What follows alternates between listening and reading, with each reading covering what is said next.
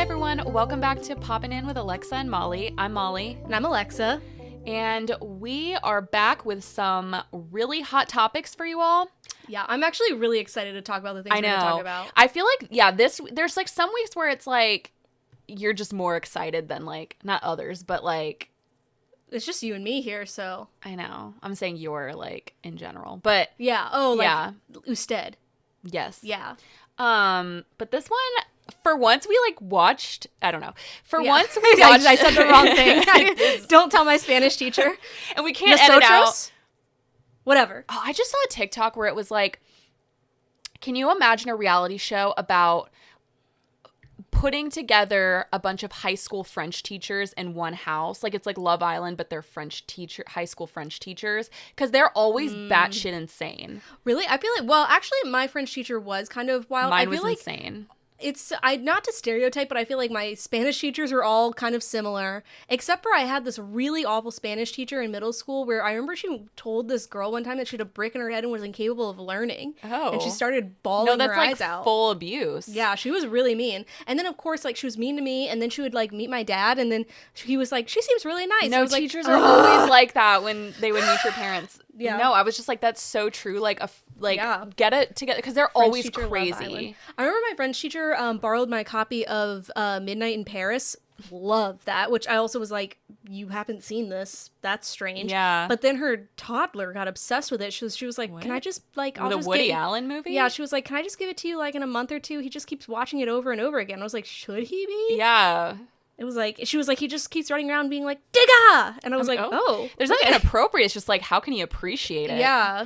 I one time got my mom for Christmas Midnight in Paris and then like a French cookbook. And I was like, I don't think she used either, but I was like, you know what? I thought that was a pretty good gift. I will say, like, screw Woody Allen. Awful person. Midnight in Paris, I do love. I love that movie. It's actually the only Woody Allen movie I've seen, I think. Yeah. I think you've probably seen more than you realize. Like, there's a couple of Woody Allen movies that I've been like, oh, I didn't realize that was him. Well, I've never seen, like, Annie Hall or, like... Oh, yeah. What's that movie that came out a couple years ago where, like, a bunch of... I think, like, Timothée Chalamet was in it, and then, like, they all, like, gave the money to, like, a fund. I think they all basically had to be like, we don't support him. Yeah. Never mind. I don't think any, like, theaters premiered it or anything. No. Like, they were just like, we're not going to.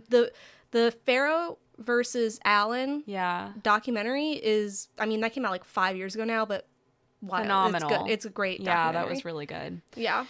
But that's we're not here to talk about Woody Allen today. We're here to talk about another slightly controversial person. Which some would say for the same reason, but I have thoughts about that. But I would not say for the same reason. No, just no, different. no. I know. Yeah. Woody Allen's thing is way different than Lena Dunham. Yeah, we're talking about Lena Dunham. Yeah, sorry. But she did. There was like this whole conversation about something she talked about in her book. That's all I'm saying. Well, I wrote a whole timeline of Lena Dunham controversies, so we'll get into it. Oh, okay, great. Yeah. So, okay, her new show, Too Much, just came out on Netflix, I think last week. But Alexa and I binged it. Yeah. Both of us. And it's cute because we'd be watching it at the same time. Like, yeah. What? I felt bad. Okay, so.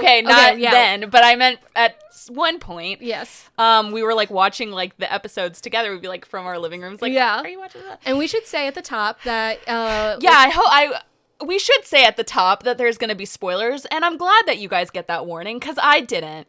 I didn't either, but then I spoiled it for you. Oh, yeah, I guess you did get a spoiler. But, yeah, so if you ever want to skip through a topic, or you're just worried about spoilers, we put the timestamps in our episode description. It's also on our Instagram at Poppin In Podcast.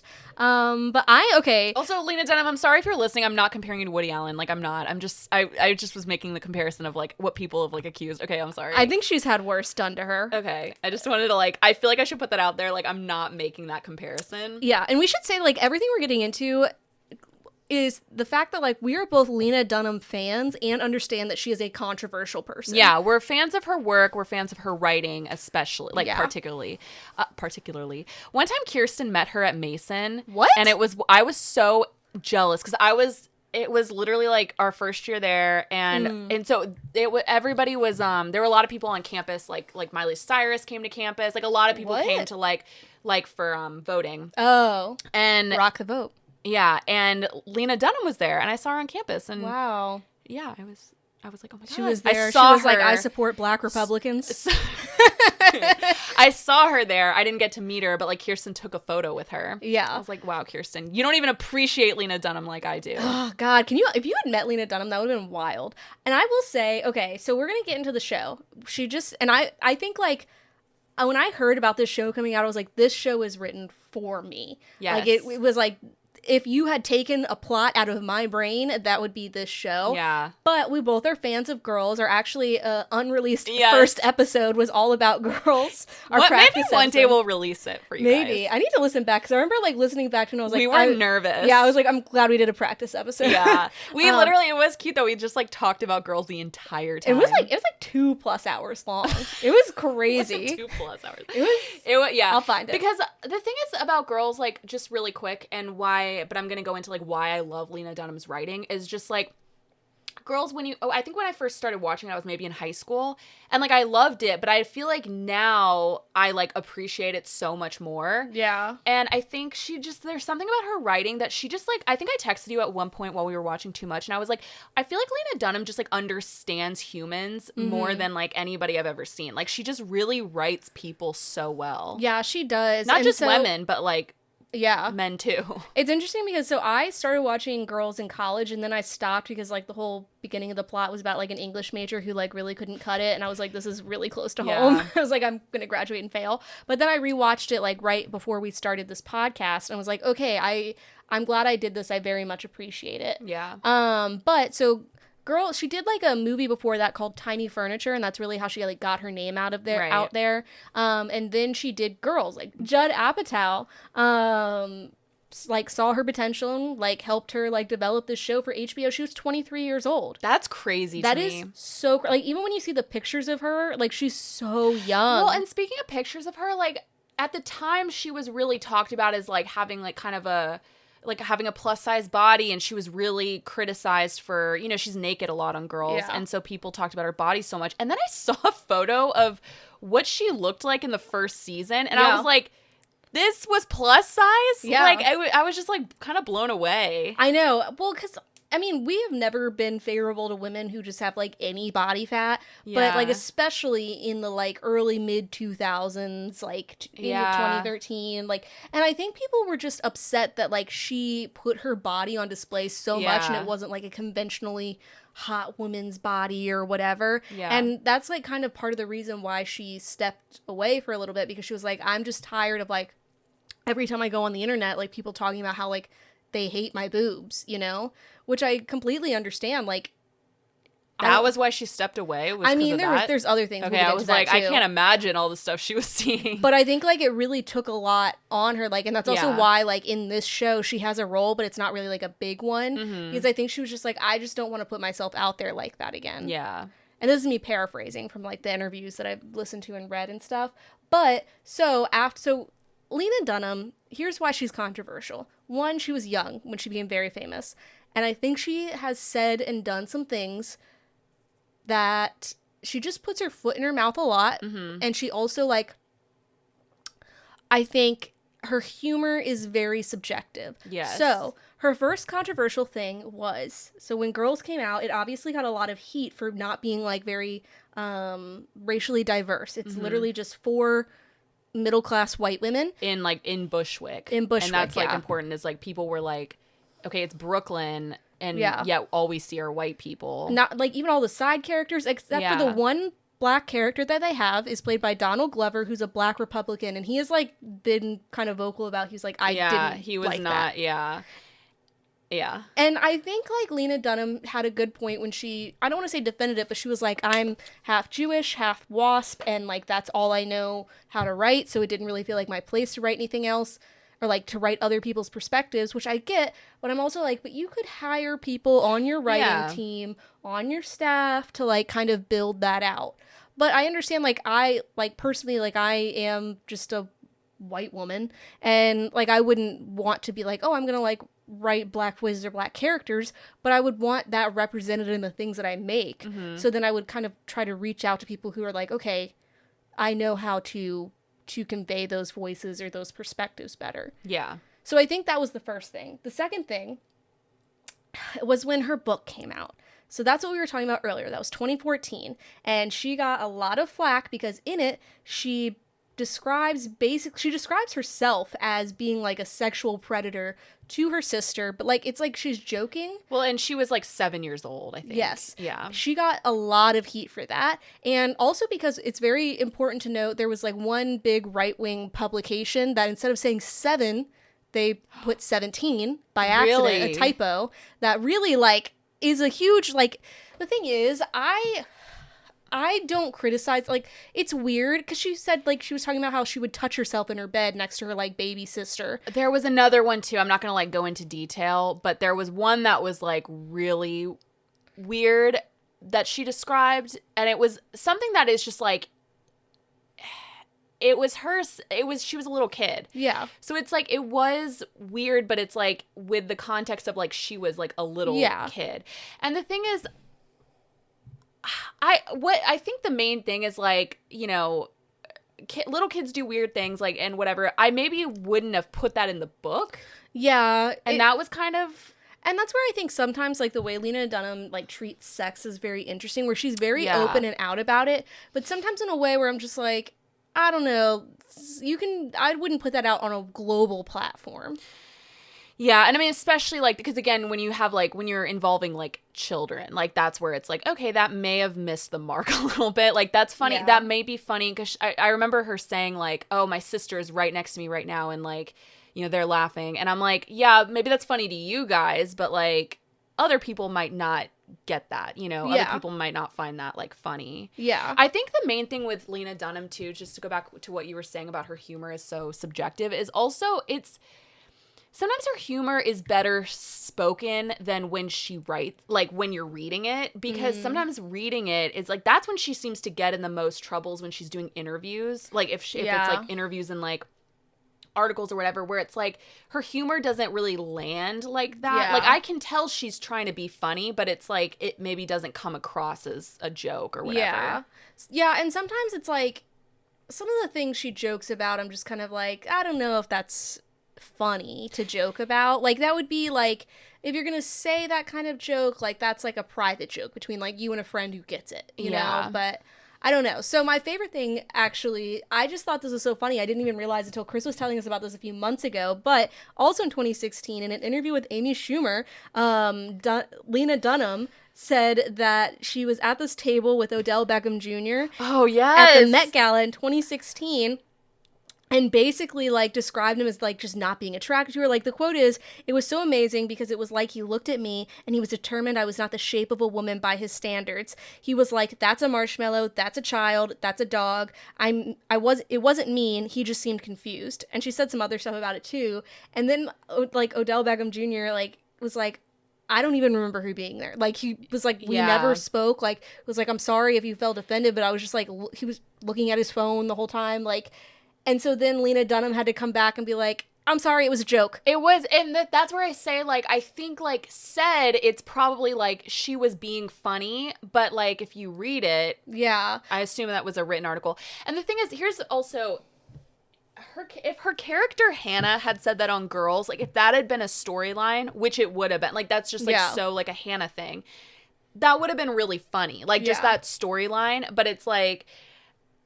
It's just interesting because she is a lot, like, it's like she's self-aware because she always wrote her character Hannah to be like that. Yeah. Like, where it's like, and you can tell, like, okay, she's writing that, like, it's supposed to be ridiculous. Yeah. But then sometimes she actually was like that in real life. So it was like, what? I think, like, reading that, I actually, because she goes on and on about it. No, it's very cringe. I don't think it was a joke. I think she seriously was just, like, internally, like, taking offense to him, just, like, not looking at her. Right. And then was like, okay, I'm joking. But then, in 2016, on the Woman of the Hour podcast, she made a joke saying that she wished she'd had an abortion because she had, like, been visiting an abortion clinic. And I was kind of confused about the context of it. And, like, you know, people were like, oh, have you had an abortion? And she was like, no, like, I haven't gone through that. Like, I wish I had an abortion or something like that. Where people were just like, that's a weird thing to say. That is a strange thing to say. Have you seen because she was in Once Upon a Time in Hollywood, and she was, like, on the red carpet. There's photos of her on the red carpet. like making out or trying, like she's like all over Brad Pitt. It's like she's kissing his face Oh, and yes. he's just standing there. And again, like I don't know the context, like maybe there's more to that, but just those photos are so uncomfortable. Yeah. And I feel like that is how I would describe her as a Yeah. person. It's just like, and same with like the Odell, like that's the kind of thing she does where it's like, oh. And then, okay, so this isn't a big deal, but she got a lot of hate for it. So she had this dog that she returned to the shelter because she said that it had behavioral issues. What I think is crazy is she tried to return it to the shelter after 4 years. 4 years she owned this dog. And apparently, like, the trainer, like, the dog walker came out and was like, yeah, it does have behavioral issues. But I'm like...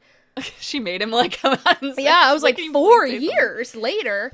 And then the final thing that I could find was in 2017, one of the writers on Girls was accused of, and I should give a trigger warning for what we're about to talk about, but was accused of raping someone on the staff. And she came out, her and another writer, I think, the executive producer has been accused of rape, and her and another writer came out in defense of him. Oh. So. I never heard that. Yeah, so that's kind of like, and people were like, kind of super upset about that, and I think she eventually like came out with an apology to be like, sorry, like, you know, you guys are right, like you don't know like the full side of the story, and so I shouldn't just make assumptions or whatever. But it is like, why it's like a Mila Kunis Ashton Kutcher thing where I'm like, it's wild to just come out in defense of that, but okay, right. So that's kind of where we stand with Lena Dunham. And it's funny because Girls has had such a resurgence lately.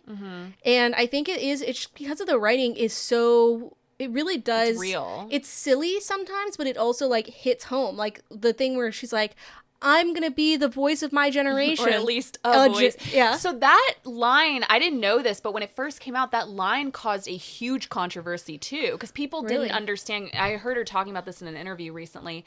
But people didn't understand like that was a joke. Like I think that's the other thing with Girls is that why people kind of there was like a time where I feel like it has had a resurgence now, and people have like this new appreciation for it. I think more Gen Zs are starting to like appreciate it, but there was a point where it was like people didn't understand that the girls on Girls were supposed to be insufferable. Yeah, like that was intentional, but I think people saw it and were like, oh my gosh, this writing is so out of touch. Like, and it was like, no, they know what they're doing. This is supposed to be ridiculous. Yeah. And I also think it's interesting because I think Lena Dunham usually like, people are like, oh, you're just like Hannah Horvath, who's the main character.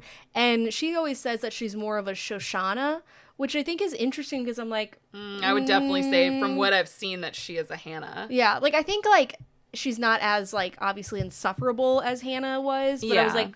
Because I can see a lot of Hannah in the character in Too Much. So she basically has, like, I wouldn't say disappeared, but she just hasn't really done a whole lot in the past, like, 8 years since Girls ended. She kind of, like, stepped away a little bit. I think she just needed probably to kind of compose herself, and like she I think was continuing writing just like privately and not really doing anything huge. And then she met her now husband Louis Felber in 2021, and she met him when she moved to London. He's a musician, and they had a very like quick wedding. Like they I think met in like the spring, got married by the fall or something like that. And they had said like, you know, together they were like, what if we like wrote a show about our romance? And that's how we get to where we are today. Mm-hmm. And that is Too Much.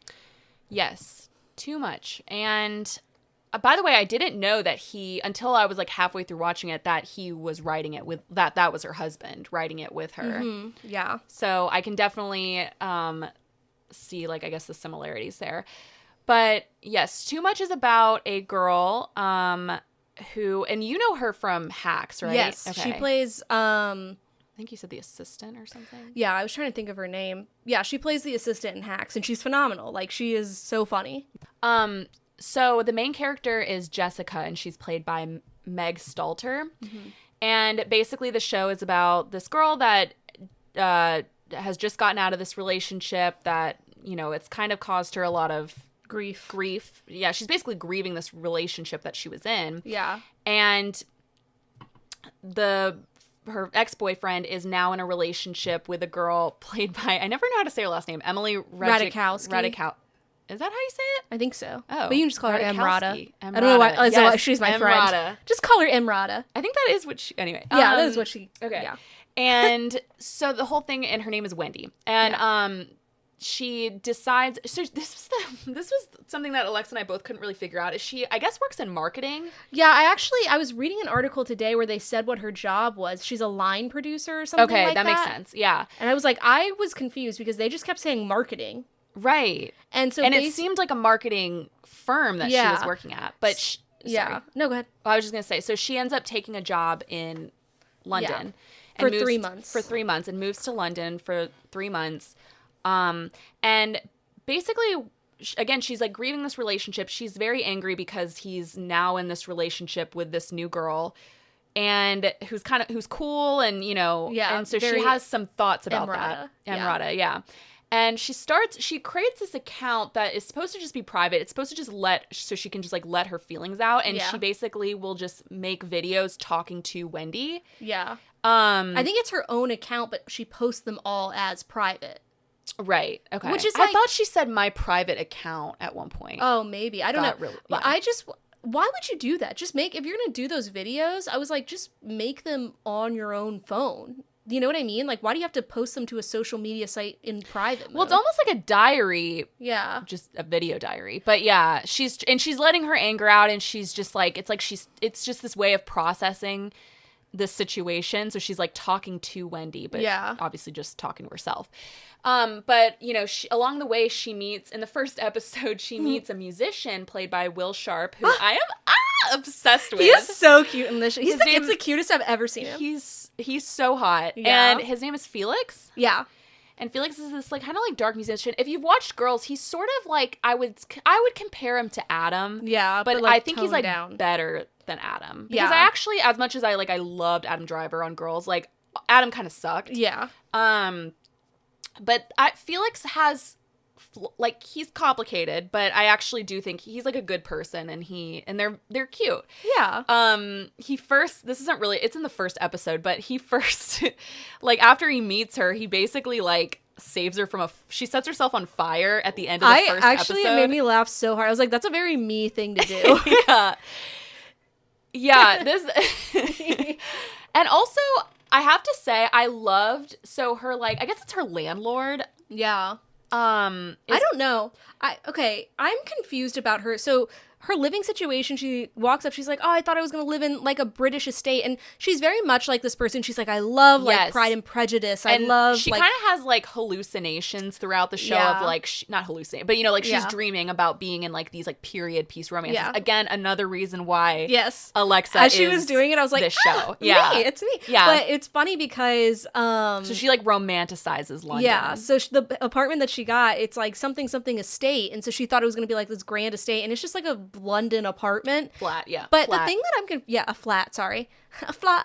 The thing that I was confused about, so like you kind of see this like landlord-esque guy every now and then. I was kind of like, what's the point of him? But even more so, there's these like group of 3 or 4 girls who live near her that like you can hear their conversations. Like they're in like a decent amount of episodes, but like I don't know what the point of them was. There's no point to them because you can kind of hear they're like always like either talking. At one point they start like arguing, but she never converses with them.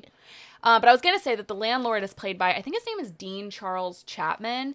And what a name. I think that's his name. I hope I didn't get it wrong. But I love him. Like he's one of those people who like I really stan, even though I swear like he's not like, he's like famous, but he's not, you know what I mean? But I think he should be more famous because he's an amazing actor. He's from Game of Thrones. If anyone watched it, he played Tommen in Game of Thrones, but he's been in like a bunch of stuff. Okay. He was in like 1917 and everything. I just think he's like he's also, so the thing with Lena Dunham is she uses a lot of people from like her Lena Dunham universe. Yeah. And I was telling Alexa this, like, for those who haven't seen it, I was going to bring this up later, but there's a movie that she made like a couple years ago called Catherine Called Birdie. Yeah. And a lot of people from that movie are in this show too, like Andrew Scott and Which is funny because she said like while filming that, I believe, was really what made her be like, maybe I should move to London. Like maybe I should just make a change and move to London. You have to watch that movie. It's so I know. good. I really want to watch it. Also, I think we forgot to mention, so again, the breakup that we talk about is kind of based on Lena Dunham's real life experience with Jack Antonoff and Margaret Qualley.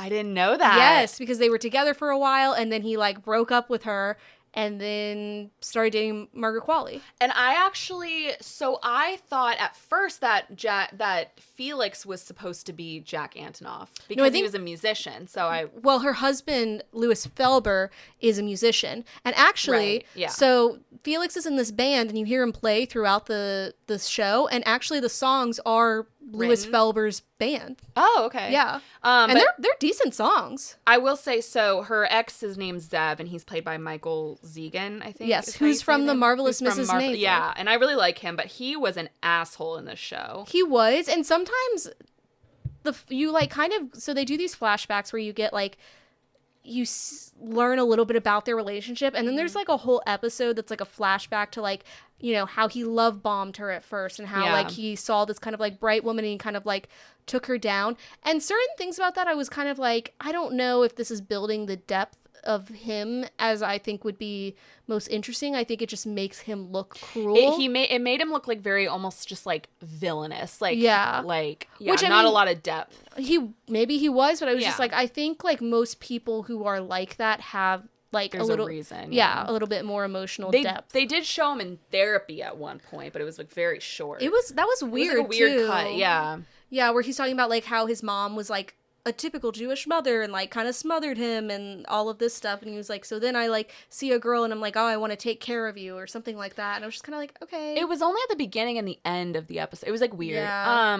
But anyway, that is interesting about Margaret. Yeah, because that's kind of like what happened. I don't think she's directly said that, but like the comparisons are like very clear. Right. So I think that's interesting. And then Will Sharp. I was about to say Will Stoltler. I think the casting is really what makes this show like shine. Yes. Like I was like, Will Sharp, I keep wanting to say Will Stalter. Will Sharp is like phenomenal in everything he's done. Most of you will know him from The White Lotus, but we also know him from a little movie called A Real Pain. Yes. Which he was also very good in, but I was like, he is genuinely like having fun in this role. Like there's some scenes where it's like he's like shooting like rock stuff or whatever, and he's just like being silly and like fun, but he also like conveys like kind of the emotional depth of this character so well.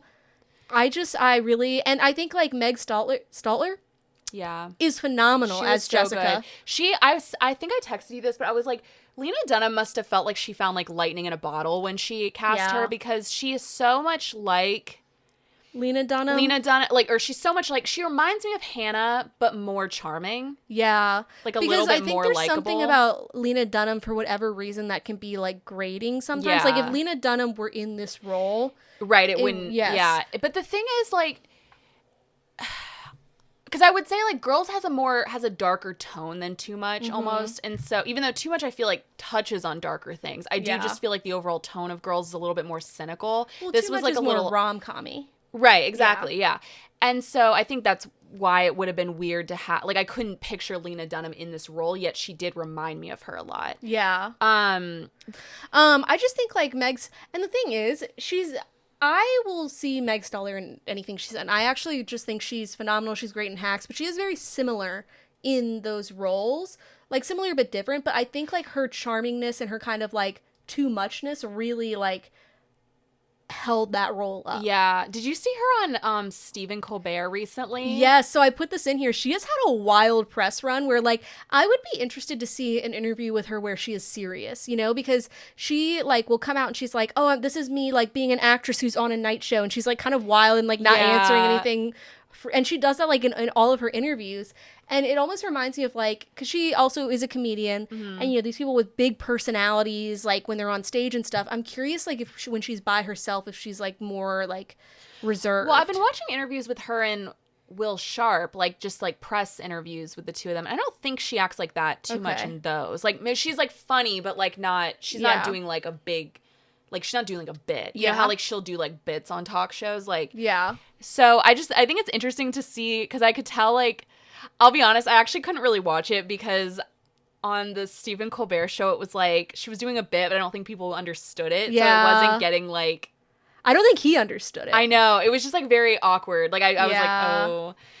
But I think she is funny. Yeah. I like her. I like to see the stuff she's in. I think they also have very good chemistry together. Yes, like I think they play because Yeah. his character is also like very reserved. Like he's just like, yeah, I don't know, I was just like doing this thing. But he's like a little bit of a weirdo. Yeah. And he cares about her. Like he's just like a very Him watching Paddington Bear with his little pigtails really like just got me. And it made me mad that she wasn't watching it with him. I know. And then but I thought it was funny when he's talking to her about it and she says that she watches like or listens to like murder podcasts to go to sleep or whatever, but then is like bored by Paddington. And she's like, I just can't relate to him. He's like a bear. Yeah. And he's kind of like, well, I think you're kind of like a little bear that traveled here and, you know, with a tag on your that part I was like, I love it. My so much. favorite line, I think I told you this, was he was talking about like, oh, like why don't you, something about like her alarm or like her curtains or whatever. He's like, you should get like curtains so that way like it's dark, so that way, you know, when the sun comes up, like whatever. Yeah. And she was like, but then how would I know like when the sun comes up if I don't have like curtains that let me know when the sun is up? And he was like, I'll let you know when the sun is up. Aww. And I was just like, huh. Very cute. I would never rely on a man to wake me especially up. a man who sleeps till like 4 p.m. But yeah.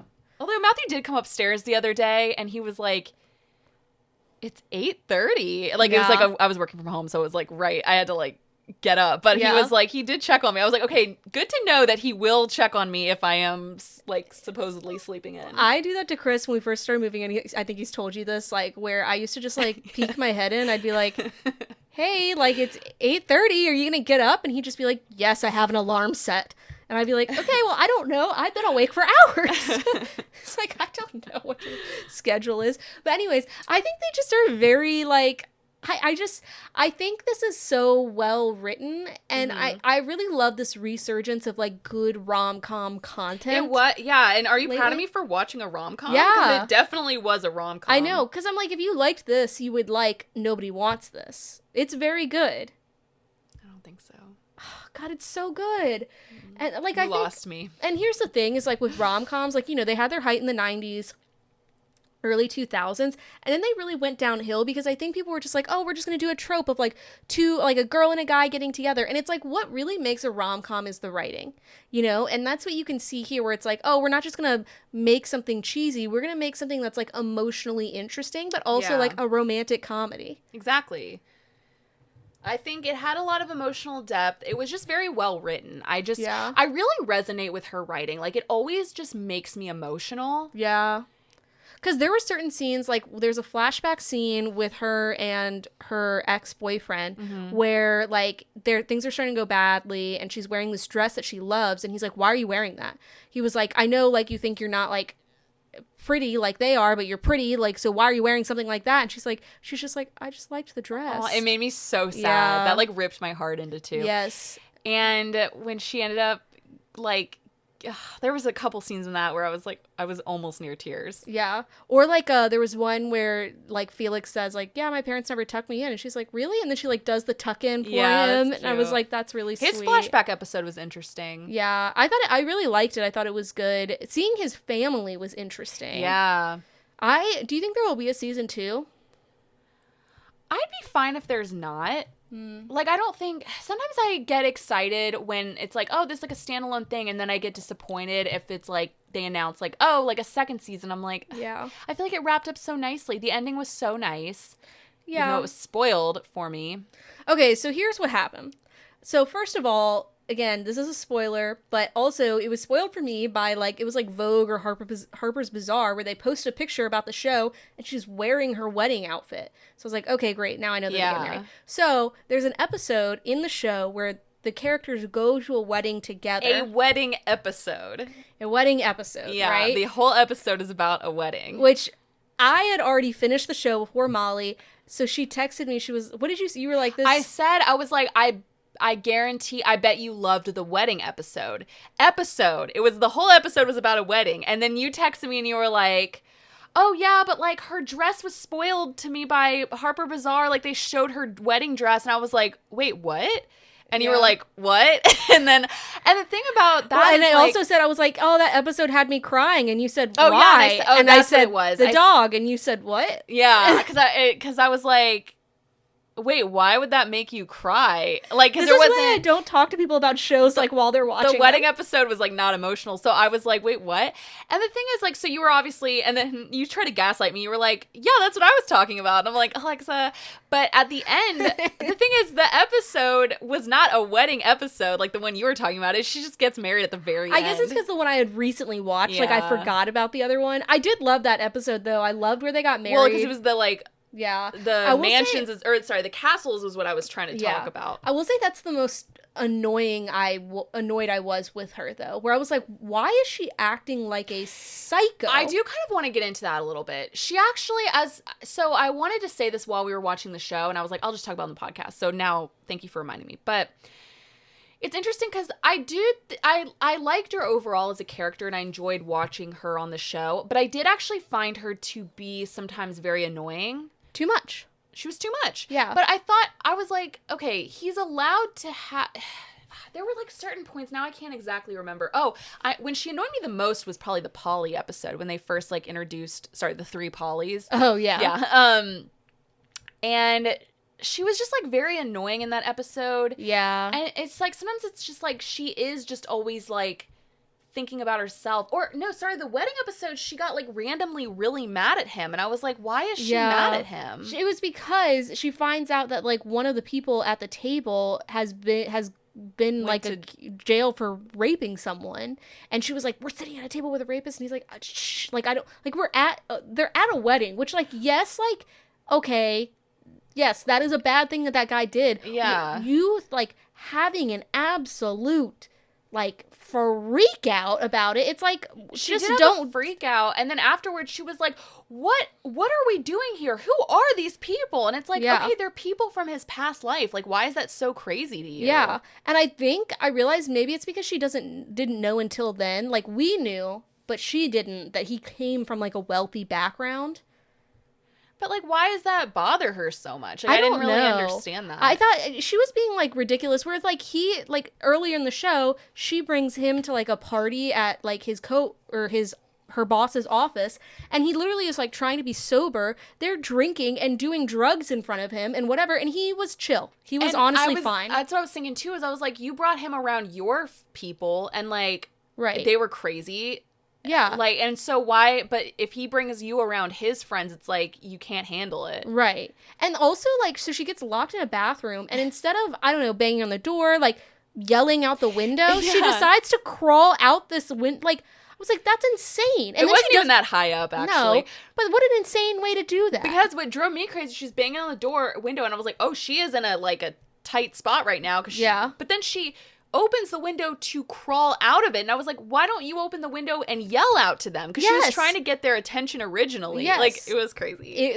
That made me so that episode, I loved the setting and stuff, but overall it made me so mad. Like, that character, I was like, yeah, you are too much. You are. Fucking rein it in. But that's why the show is called that, and that Lena Dunham gets it. Like, she knows who her characters are. Yeah. I mean, overall, I also want to mention that the music in the show was so good. Like, every ending song, the music that they listened to in it, I was just like, wow, yeah, a musician did work on this script, because this is fucking fire. Yeah. I loved it, top to bottom, except for her freak out. Yeah. I think it was amazing. And I think, like, she tried a little bit harder with a more, like, diverse cast. Like, there's one character who, like, works with her, and she's an African-American woman who's, like, divorced and is, like, maybe a lesbian, but is, like, trying to figure it out. And then I mean, Felix and his family are Asian. Yes, yeah. And so I think, like, that was good, but I think the writing, it wasn't the same as Girls, obviously. And I think it's interesting because, similarly, though, to Girls, they do a good job of portraying, I think, like, the real London versus, like, the very, like Richard Curtis type of London, where it's like, oh, the colorful houses. Like, they literally say, as they're walking up, like, down the road, she was like, this is the London I thought it was going to be. And Felix was like, I know people that live in these houses, and they all suck. And, like, it's interesting because I was listening to this podcast, my British podcast I listened to, it's called Straight Up, where they were like, it'll be interesting to see what the British reception of this versus the American reception, because Americans are going to love it, but it's very much like an American view of London. Yeah. But it's more realistic in that in Girls, it was, like, New York was a little bit more realistic besides, like, the people who lived there. But this is going to sound weird, but I do think whenever something takes place in England, it kind of elevates the comedy a little bit. Yeah. Because it's how I felt about Ted Lasso, and like why I think Ted Lasso was so good, at least for me, was because it wasn't just like a comedy. It was also like, it felt just like somehow smarter because it was, I don't know, there was just like the British humor in it. Yeah, exactly. But I was texting you, I was like, it's interesting how many shows there are of like an American moving to London and the show takes place in London, which I really could only think of 2. Yeah. But still, it's just... I think there's probably more than that we don't realize. It's probably because the language barrier is easier, you know? That's true. And a lot of people compared it to Emily in Paris. So it's interesting the show, I think, got mixed reviews. Like, some were phenomenal and some were just like, why do we need this? And I really was thinking of Emily in Paris the whole time, and I'm like, this is what Emily in Paris would be like if it were good. I was gonna say, I could compare it in terms of like what she's doing for work and the fact that she moved there for work, but like other than that, I don't feel like and that she finds romance on like the first day, and that she has like a relationship that's just ended. But I think what I think is really different is like in Emily in Paris, they never talk about like her life in America. It's like she doesn't have any family or friends. She just sprung up in Paris all of a sudden. Yeah. Whereas I think like Lena Dunham does a good job of building like an internal life for her characters. Yeah. Although I will say like, so they, you know, Rita Wilson plays her mom. Lena Dunham plays Jessica's sister, and they're still in New York. So sometimes like you get flashbacks to like them, or not flashbacks, but like you flash to them and their story, and I kind of didn't care about their stories as much. Like I cared about when they were interacting with the main character, but I kind of was just like, I don't know, I don't really care that your mom like now has a boyfriend and that your sister's like going through depression from her divorce, you know what I mean? Yeah. So that was interesting. That might have been just like Lena Dunham's way of like putting her in the show, putting herself in the show. Yeah. Yeah. I just am so proud of you for watching a rom-com. Aw, I didn't think of it as a rom-com. I like really... What did you think of it as? Zipped through it.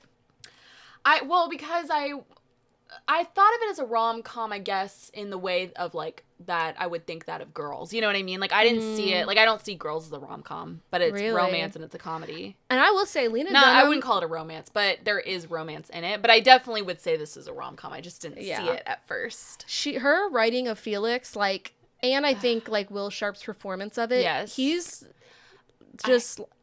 I love him so much. And I... Loved it. I really thought it was, like, there's an episode that's really just about him, like we were saying, and it kind of focuses on his family. And at the end of the episode, he's talking to Jessica, and he's like... He says something about himself that, again, which is where I was like, Lena Dunham's writing just, like, is so good because it... just in that one line, it actually taught me about, like, I feel like a lot of people that I know, where he said something like, he always, like, feels left out. Like, he always feels like he doesn't like nighttime if he's not out because he feels like people are out without him, and that's probably why he's always going out or whatever. But he said it in this kind of like depressed way. I can't explain it. But I was like, I just feel like that probably explains a lot of people, you know? Well, I really love the way she described like this relationship between them. She said that like Jessica is someone who's like living in confusion, where she's just like, I know who I am and I'm all right on my own, but also wouldn't it be nice to have someone to eat soup with at night? Aww. And I was just like, that's a really nice way of putting that. Yeah. Because I think people, like, and that's what you see with this, like, couple a lot, is, like, they aren't doing this, like, grand rom-com dates or whatever. It's, like, them staying up till 3 a.m. chatting. It's, like, a whole episode. Right. Which really stressed me out because she had, like, an 8:30 meeting. That stressed me out, too. But, like, and it felt very realistic to, like, the beginning of a relationship where you're just like, oh, I'm up all late chatting about, like, whatever. And she's one thing I remember about Girls too is that like Hannah, like I specifically remember like a line from Adam where he goes like, Hannah loves to be in bed a lot. Yeah. And it kind of reminded me of this character too. Like there's just something like they like to just be cozy with that person and just like they could be in bed all day, you know? Same. I think she's like writing for girls like me sometimes, where I'm just like, okay. Yeah. And also, like I love that Meg Statler's character, I think I told you, she's, like, breaking the stereotypes of, like, a rom-com lead. And I think that that's important in general. Like, and she's so confident. And she's so confident. She's pulling all these guys. Yeah. And it's her confidence. It's her charm. Like, she just has such a charming personality. She does. And she's beautiful. Yeah. And her dog cracked me up. Like, it was, well, then I was sad. But she had this little, like, I don't know how else to describe him, but kind of like a little rat dog. Yeah. But like cute. Like it was like It's like a Chinese rescue. water crescent. What? Is it? Should she say that? I think that's the type of dog it is. Wow. It was like this, like, it's like a naked dog, Yeah. you know? With a little tongue hanging out. It was cute. And like, you at can one tell, point like, it shows her folding his little clothes, her little Yes. clothes.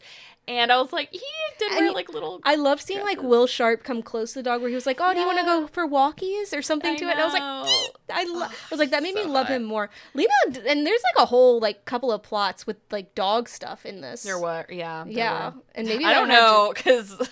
Well, now that I'm thinking about it, like maybe that's why she had to give her dog up, because I don't know if that was when she was with like her former boyfriend.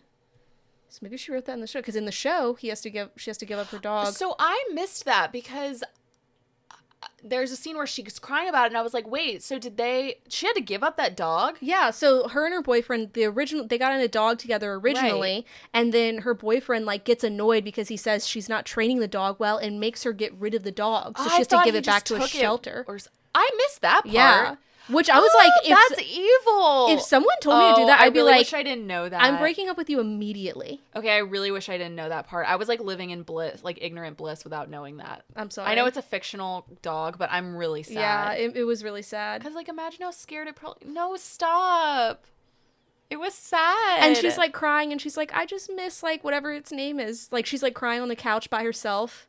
Okay, I'm actually upset. I don't want to talk about it anymore. Okay. Like, please, let's move on. Yes. Okay, well, that was too much, and we highly recommend it. That was too much.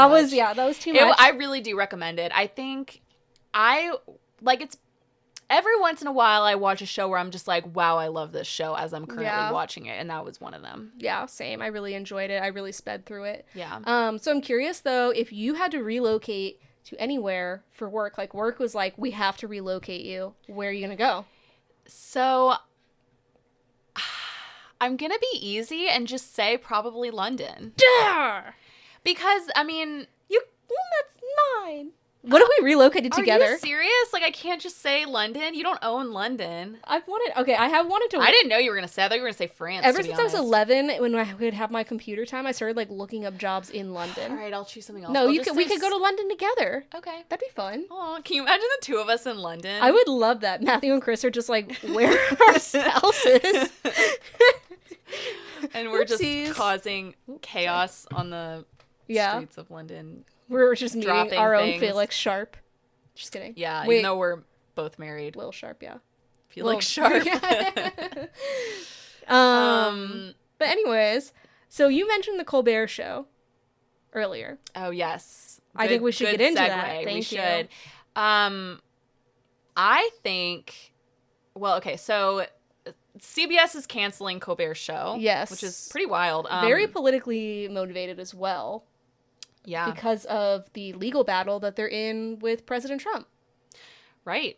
Yeah, so they basically, I kind of forget the reasoning behind it, but it was basically like they are going to settle this legal battle that is honestly like a very stupid legal battle where Donald Trump was suing them because he didn't like the way that they edited Kamala Harris's interview, saying that like they made it more favorable to her or something, and basically they just edited it like a normal one. But anyways, it's like $1 billion lawsuit. So they're going to settle, which is why a bunch of like CBS people have stepped away. Yeah. And so now I can't remember why this has to do with the Colbert Show though. Well, Sorry. They said that they're canceling it due to a financial decision. Yes, and so I think they said that, but the real reasoning Like behind it is that like they just don't like it's I think part of their like settlement type of thing. Well, Colbert is very political in his show, so yeah. I think it might have to do with that. Yeah, so he's canceled, which is crazy. Like it's a very popular show. It is. I actually blame Joaquin Phoenix because he just did his first late night talk show since that crazy Letterman interview, and he did it on Colbert, and it was literally like a day later they announced it. Oh my I don't gosh. actually blame. I'm just saying. Yeah. It's kind of crazy. Wait, what was his crazy Letterman interview? Oh my gosh. So when Joaquin Phoenix was on, oh my God, I don't even know how many years ago it was, but he was promoting a movie that he did, I think with Casey Affleck. Like Casey Affleck directed it. Was it Manchester by the Sea? No. It was called like, God, what was it called? It was like, I'm not I'm still here.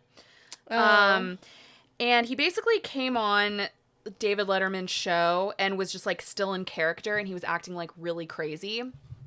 He was like, I mean, he seemed like high out of his mind and like I think he put gum, like he was chewing gum and then took it out of his mouth and like put it on the desk or something. It was just like, Ew. he was acting like super weird and like no one knew what was wrong with him. Like, and like even Letterman was like, he was like, well, I'm sorry you couldn't be with us tonight. Like made a joke like that. Okay. And it like, I mean, he just was like, you know, just his typical like Joaquin Phoenix self, where it was just like he was just kind of being like wild. And it turns out that it was all a bit. I think Letterman was in on it, but people like after that interview were like, what is wrong with this man? Yeah. Like everybody thought he was crazy. Anyway, so he just did his first like late night. He's actually been on a huge press run. He was recently on Eddington, I think. Oh, he was right. recently on Theo Vaughn's podcast. Like he's been like doing really? a lot of I'm like, okay, Joaquin, like Yeah. I guess. But anyway.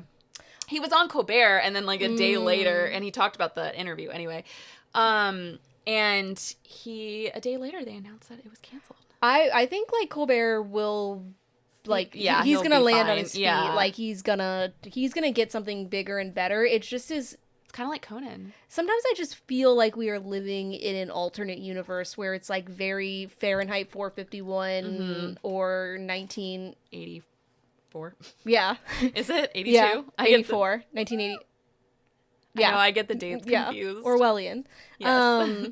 And where I'm just like, oh, okay, so we're canceling this show because like, oh, like the president threw a fit and somehow now we don't have the Colbert Show. You know what I mean? Like sometimes I hear these things and I'm just like, wow, this is kind of wild.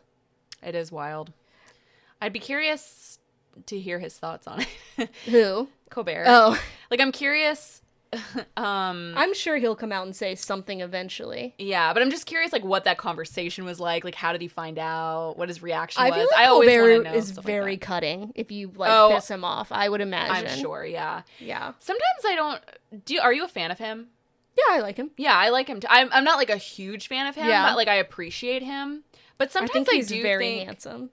Really? Yeah. I don't think he's as handsome as Seth Meyers. Who are your top like? Okay, like. Who do you think is, like, the hottest talk show host? I think it's Seth Meyers. Trevor Noah is cute. Yeah. Cute. I think Stephen Colbert is up there. I love a guy in glasses, I will say. Yeah. Then, I mean, Conan I am attracted to, but I also don't know if it's just because he's so tall.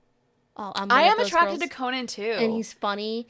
This is tough because, Conan is my favorite overall. Yeah. Humor is, like, the one thing that, like, attracts me to a person, so, like, all of them, really. And Conan's just so consistently funny. Like, genuinely, I think he's, like, the funniest person. Seth Meyers is cute, though. I think he's so hot.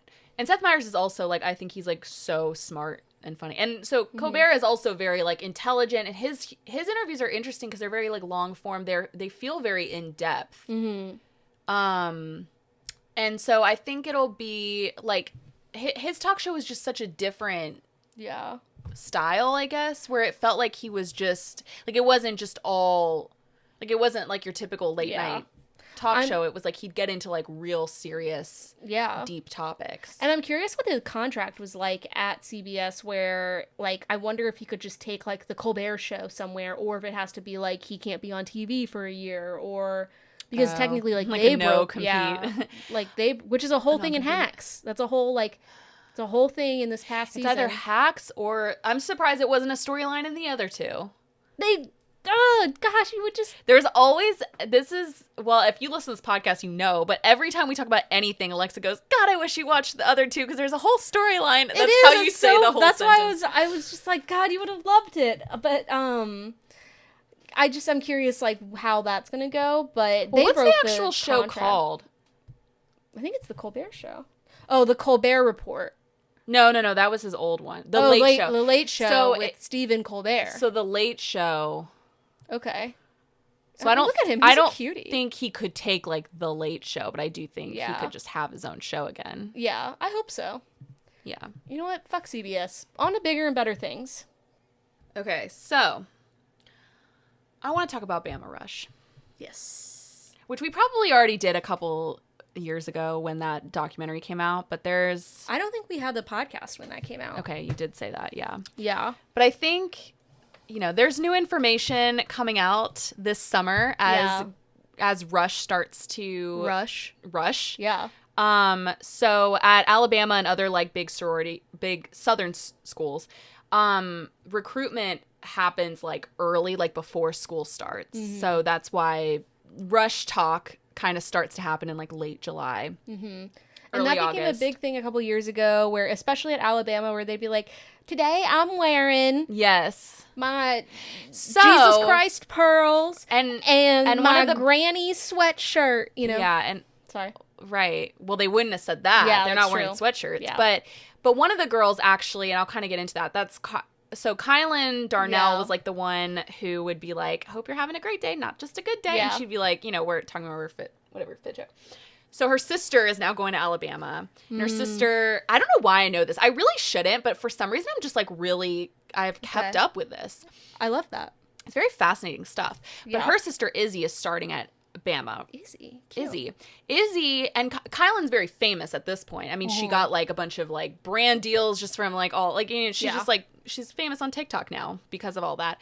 And her sister, therefore, is also kind of famous now, like through her. Yeah. But she's also going to Bama, and she's kind of known for being like wild and like, just does a lot of like pranks and just whatever. And she's kind of just like crazy. And so a lot of people have been talking like, okay, how is she going to get into sororities? She's sort of like not a PR nightmare, but just like, she's already kind of like very much in the light, I guess. Yeah. The spotlight. And so a lot of things could come up, whatever. Well, if you already have like a huge presence on social media, I feel like it'd actually be very hard to rush. Yeah. And so that conversation has been happening a lot. That's her sister Izzy.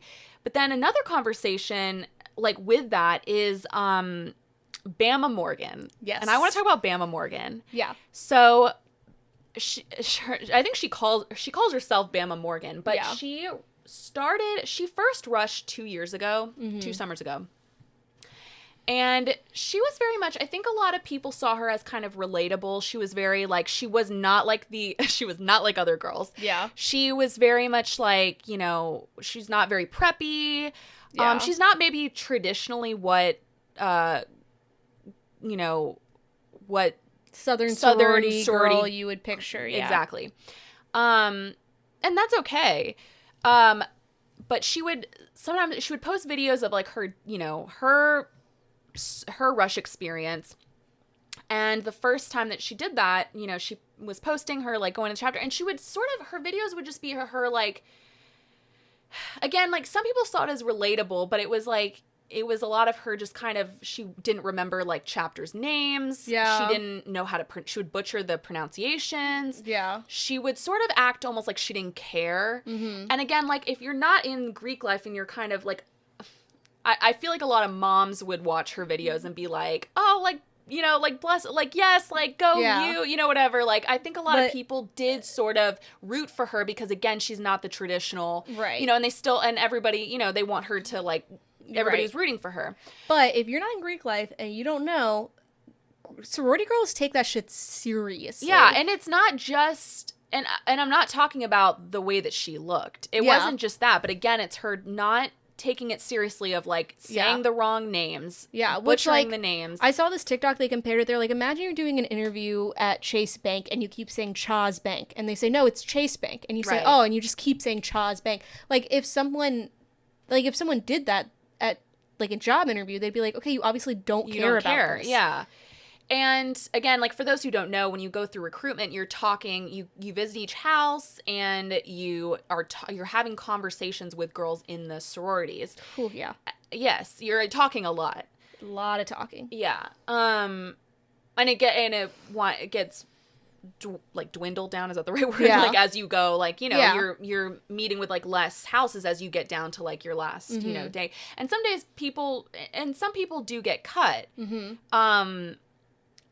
I will say it really, I think people look at Greek life and think that like it's mean girls who if you're not, the reality is most girls get into a sorority. Yeah. You actually really have to try hard to not get into a sorority at all. Right. And here's the thing, like, people think that they're just like, oh, like, we don't think they're hot, so we're not going to let them in. I don't know how There's it was. a lot of factors. Like, so both you and I were in sororities at different sororities at different schools, but, like, the way that we did voting, you were never talking about, like, this person's appearance, and it's supposed to be like that. Like, it is very controlled like that for a purpose. So if you're coming into a sorority and you act like you don't care about that sorority enough to, like, mention or to, like, say their name correctly, then, like, when you're discussing it, like, the things that are described about you are probably going to be, like, not great adjectives. Right. And again, like, it's all like we had to do, like, a sandwich. So it'd be a good adjective, a bad adjective, and another good one. We always had to end on a good one, you know? And I think that's how, like, a lot of sororities, from what I was looking at, do. And it's just interesting because, so what happens each night and I'm sure it was like this for you, like, you pref, like, okay, I, like, Tri-Delt is my number 1, Alpha Phi is my number 2, whatever. And they're doing that, like, for the girls. So then, like, if the sorority ranks you low and you rank the sorority low, great. We're not going to go back. It's not a match. And then it kind of, like, through that system, like, you can't see what I'm doing. Yeah. But it, like, weaves you into where you're supposed, like, they want Everybody you, always says trust the process. You want them. And that's, like, there's a process to it. Yes. And so it could have been a lot of, like, she was preffing houses who maybe were preffing her lower. And then, like, if she was preffing a house, like, at the bottom who is preffing her high, then, like, it's just not going to maybe work out. Right. And I think she did end up getting dropped that during that, you know, during Rush that year. And it was she was obviously very emotional, and when she would post about it, it was, like, very much like, we ride at dawn for Bama Morgan. Like, people were really, you know, in support of her, and everybody was kind of looking at it as, like, the sororities are mean girls for leaving out, you know, for dropping her. And people don't understand the process, but people who do are kind of like, well, she was sort of not, you know. And the other thing, not only, okay, while we're saying that, like, appearance isn't everything, it's not just, like, how you look, it's also how you present yourself, which we also say, like, that's how you would go to a job. Like, if you showed up to a job interview and your clothes were, like, rumpled and you looked like you just rolled out of bed, and I'm not saying she did look like that, but she would kind of make a big deal out of, like, or not a big deal, but she would kind of make a point of, like, I don't really care what I'm wearing. This is what I'm wearing. You know, like, again, like, some people might see that as relatable, but if you're going through something specific, like sorority recruitment, where the dress code, I mean, we used to, like, hear, like, the dress code was, like, you know, go into it like you're dressing like you're going to lunch with, like, your family. Sure. And what's interesting about that is, apparently, like, I watched some of her videos, and she kind of would mention, like, oh, I don't have, like, a lot of money to, like, spend on the clothes or whatever. And I thought, like, one girl, like, her response to that was, she brought up a good point. She was like, I understand that, but, like, sororities, especially in the South, are expensive. So, like, what were you going to do? Do if you can't, like, afford? The dues are, like, thousands of dollars a semester. Like, if you want to live in the house, that's $1 billion, you know, all the activities that you do, the shirt, like, and that does make it, I'm not saying that that's right, like, it's not accessible to people who don't have the income level for it, but that's just, like, it's different at other schools. Like, it wasn't like that at my school, like, you know, because we're smaller, it's not like a southern school, but you're at Alabama, and, you know, if you're going through recruitment, especially that year, at that point, it was like, you know, Bama Rush is, like, a huge thing. Right. So you knew what you were going into. Yeah. So that, I don't want to say, like, I don't buy that, but I'm just, like, I don't know if that's necessarily a good, like, response or whatever to all that. Like, again, because, what are you going to do? I mean, there's plans and everything, but you don't. But it's interesting also because they encourage the girls, they're like, I don't post on social media while you're going through Rush, which is not a Bama thing. Like, when we did Rush at our school, if you were a sister or a potential new member, P&M, imagine posting the way that they post. No.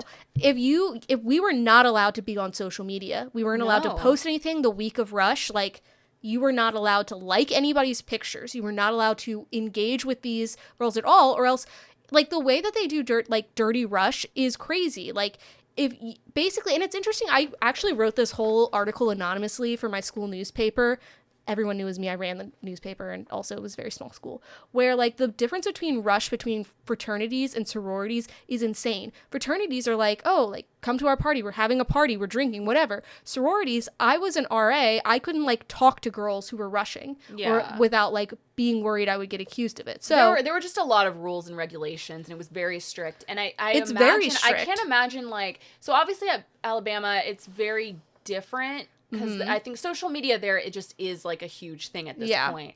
But I think it's just interesting because I just don't like their standards. Like it must be crazy what they have to like look for on social media, because just the stuff that they post, even if they're not saying specific chapters, although she was like saying, I don't know. Yeah.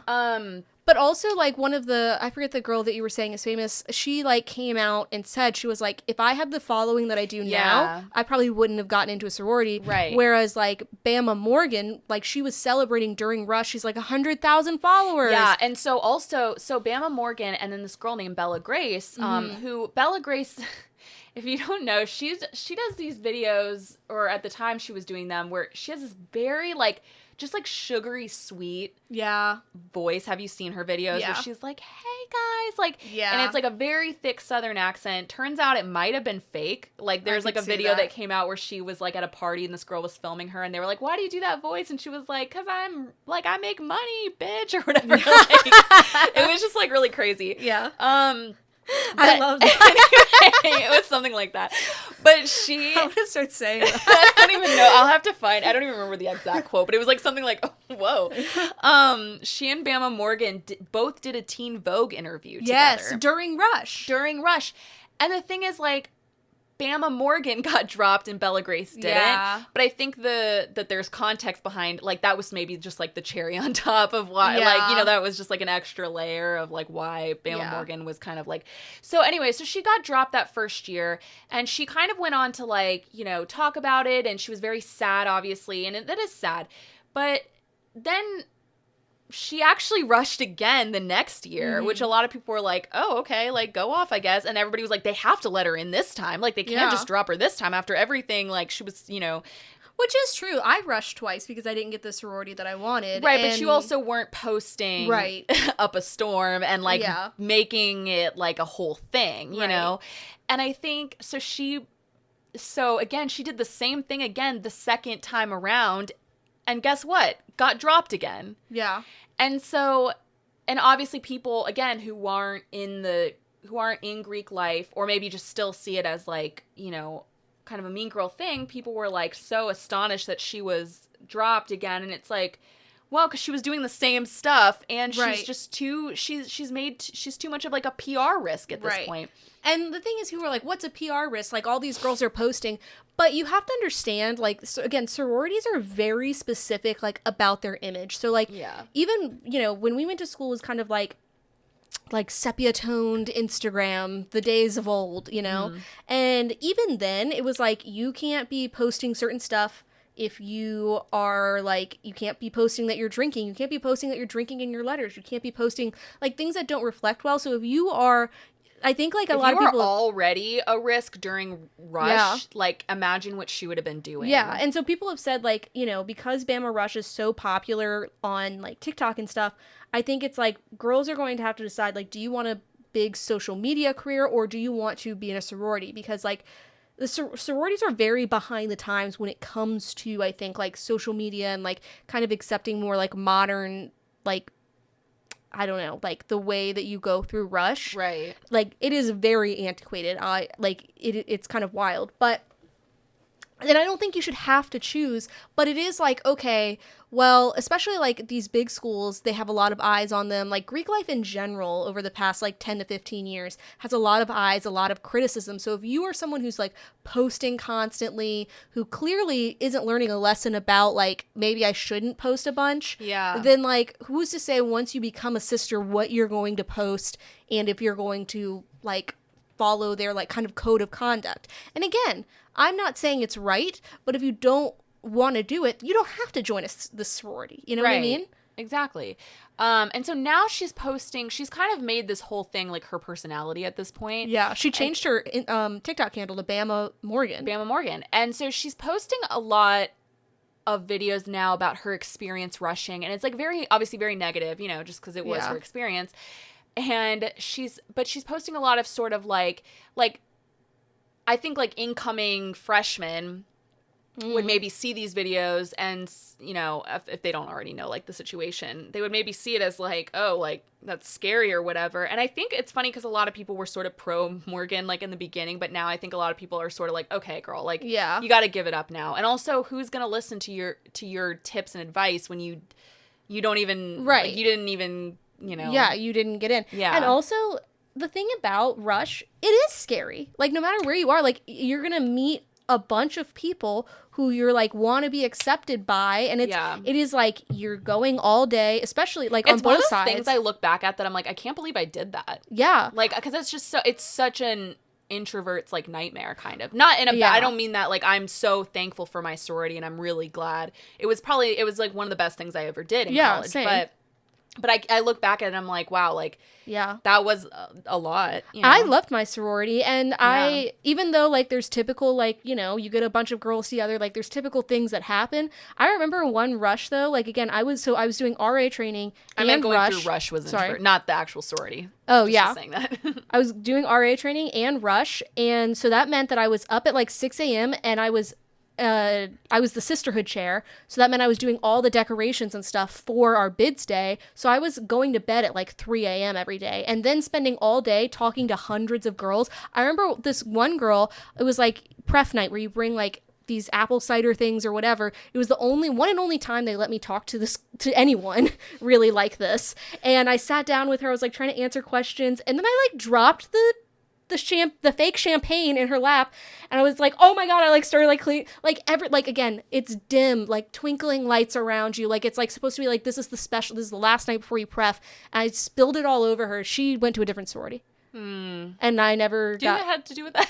Yeah. I like made myself sick one weekend, like, or one of the rushes, like I just got sick, like because of just everything. Like I just remember, like, by the last day, I think it was just, like, exhaustion, and also just, like, probably caught something as well from being just around so many people and, like, touching people. Yeah. But, like, I mean, it's, like, a very exhausting thing. Yeah. I remember. Like, both for being on the, like, the rushy side, like, what am I trying to say? Both for being a sister and a member. PNM. Yeah. And, like, it's interesting because I was telling you, so, again, the first time I went through Rush, like, I didn't get the sorority that I wanted. I remember sitting next to this guy at some frat party. I was, like, explaining it, and he, like, took this long drag of a bong, and he just goes, do you think it's because you're not pretty enough? And I was, so wild. And, again, I'm, like, 19 years old. I was like, I didn't. Oh, my God. But that's, like, what people always go to. And the thing is, it's interesting because even, like, at my school, like, different sororities, it was definitely like different types of girls. And it was like sometimes people would try to say like one sorority, like, oh, this is where like the hot girls go. But then like when I look back at it, I'm like, I think they all had like pretty like diverse like types of girls in them. But I think people just think that sorority recruitment is based on like, is she pretty or is she not? So it's interesting because that like I think back to school when like, people talked on what was that website? Like, people ranked, like, the sororities. Like, what was that website Her called? Campus? No. Well, I wrote for Her Campus. Greek Rank. Oh, People would talk on Greek Rank about, like, the different sororities and stuff.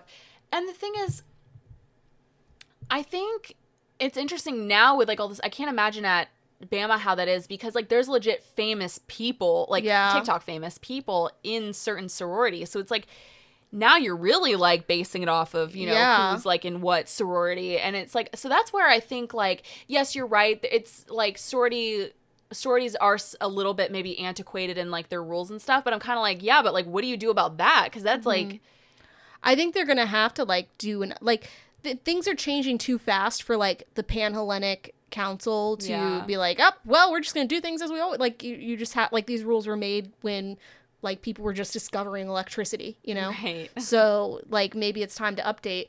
I laugh, but that's actually like true. Yeah. Like a lot like and it's just wait, that's so weird. It's interesting. Imagine having a sorority before you invented electricity.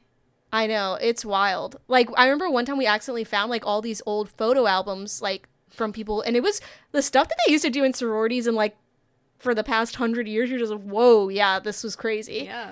Um, But yeah, that was kind of. Oh, go ahead. I was gonna ask you, how big was your sorority? Well, at Mason, I feel like it was. I mean, it was over 100 girls. Okay. So it's about like, so Roanoke College is Yeah. pretty small. There's only like 3,000 people. So Right. my sorority, depending on what time of year, like based on Rush, was like 80 to 100 people.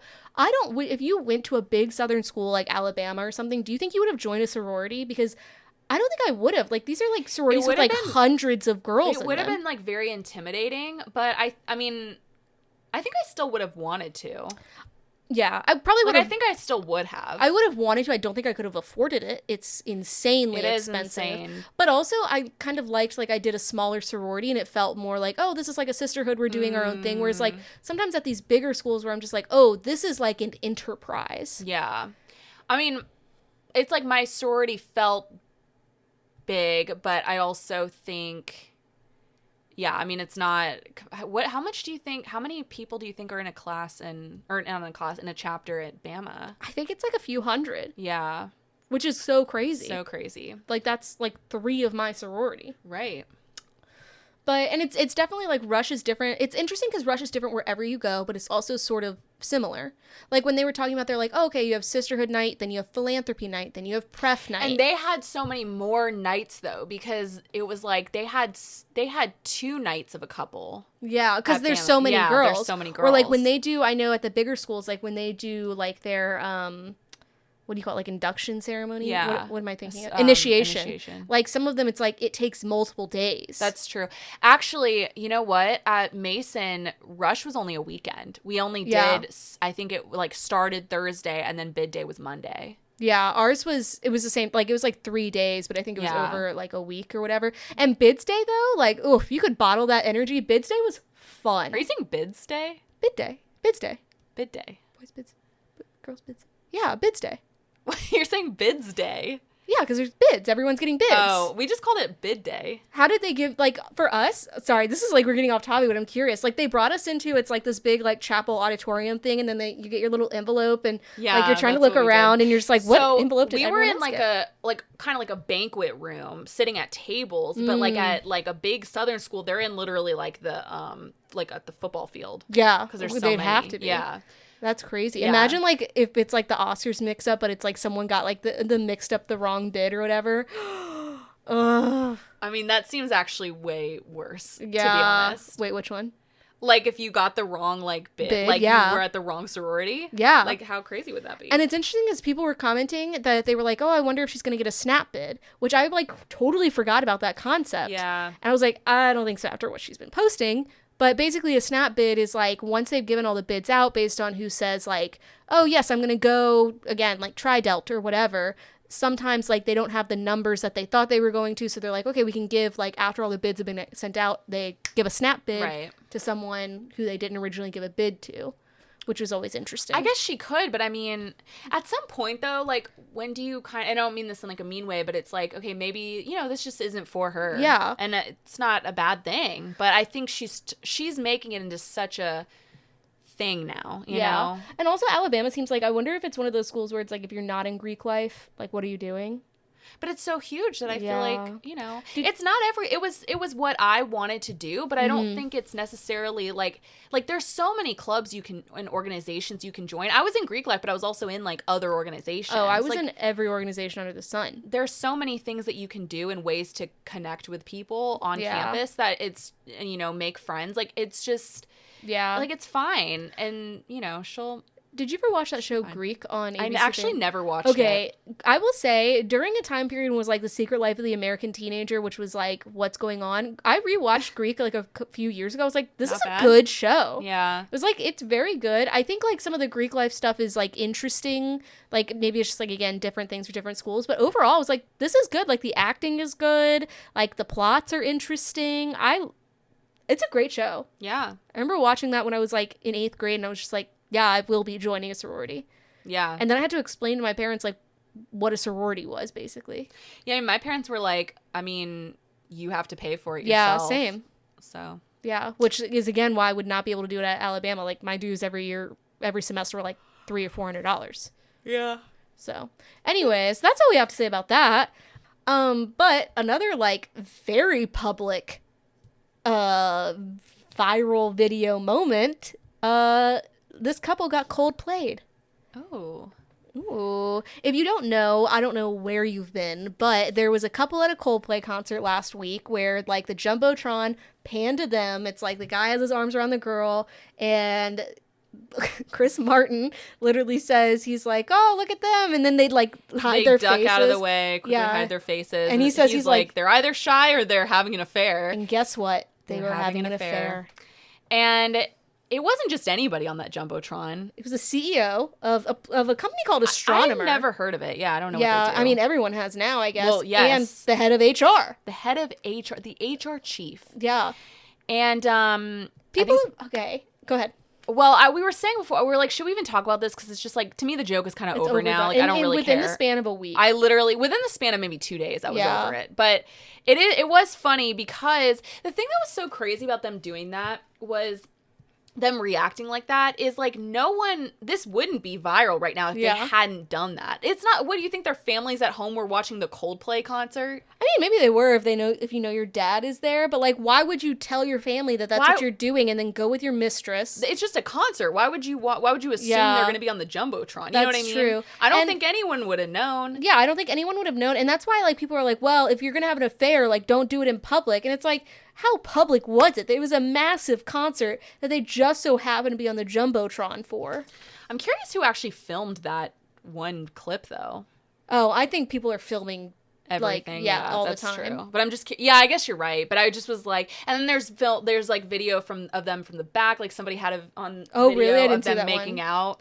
Yeah. And the thing is, like, it's funny, but it's also like, imagine being his wife. I feel, well, she's gonna be fine after this divorce settlement, I'm sure, whatever. But I mean, he's a CEO, like, But they just got they both just, I think, stepped down from the company. I mean, especially head of HR. Or they were released. I can't remember. But yeah, that's the crazy thing is she's head of HR. Yeah. And so everyone was like, who's firing who? But I mean, there's a board.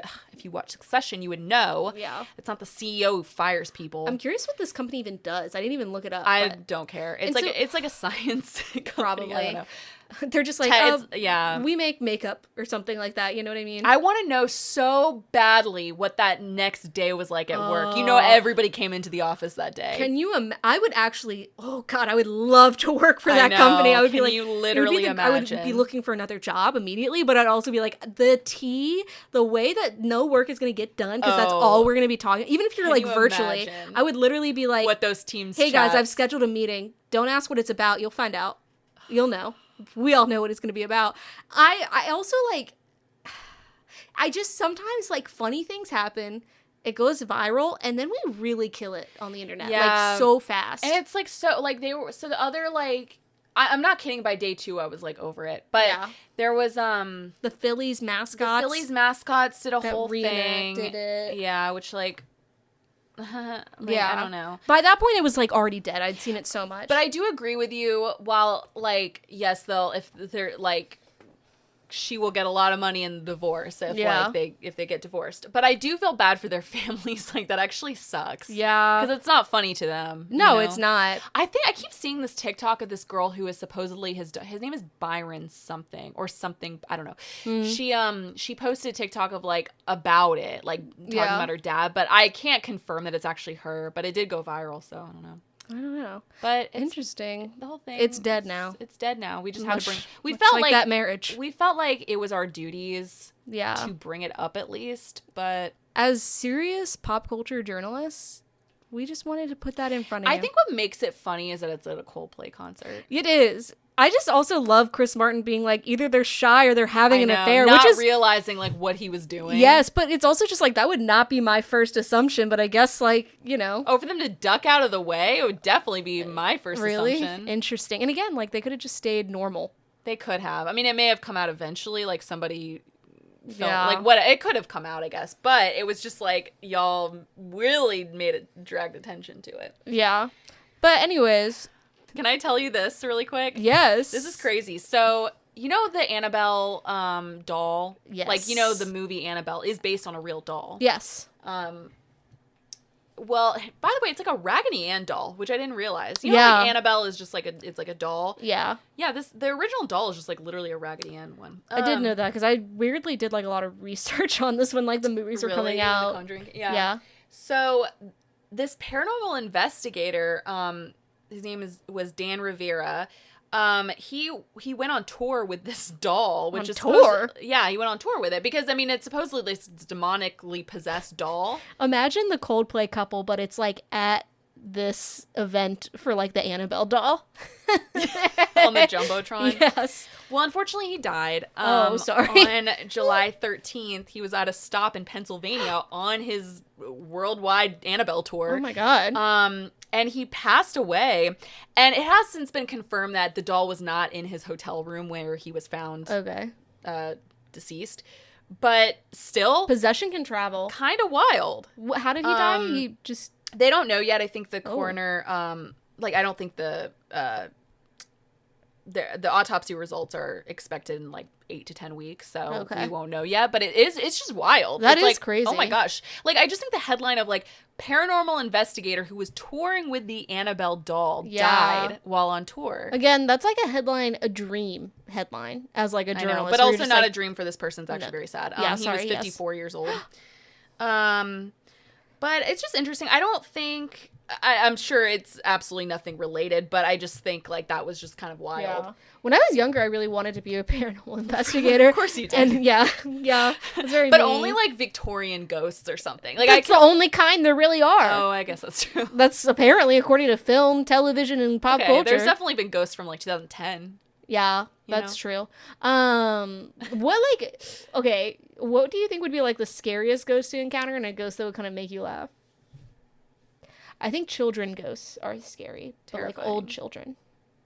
Old children. Like Victorian children. My parents have the creepiest portrait in their dining room. It's of these two Victorian children. I think they're girls, but they have like really short, like little boy haircuts. I mean, they're two like Victorian children. They are haunted. They're haunted. My parents are always like, it's not haunted. I'm like, I don't know why you guys have this portrait. It's so scary. Interesting. Take a picture next time. I will. But what were you going to say? What's your answer? My answer for like what would be the funniest is just like a Y2K ghost. And they've got like the butterfly clips in their hair and they're just like, as if. I'm like sad that they died, so. Well, yeah. I mean, they could be. I would like really be people of them. all ages in Y2K, including us. Oh, that's true. This is true.